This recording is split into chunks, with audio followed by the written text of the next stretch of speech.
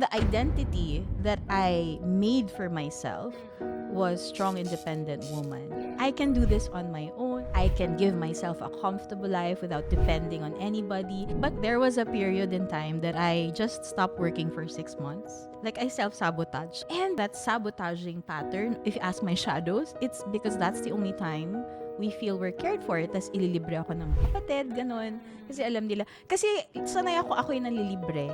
Ako yun, kasi ate ako eh. So there's this persona that's this strong, independent woman, but there's this pabebe girl, gusto maging Disney princess, wants to be cared for. It's like different sides to the Yes.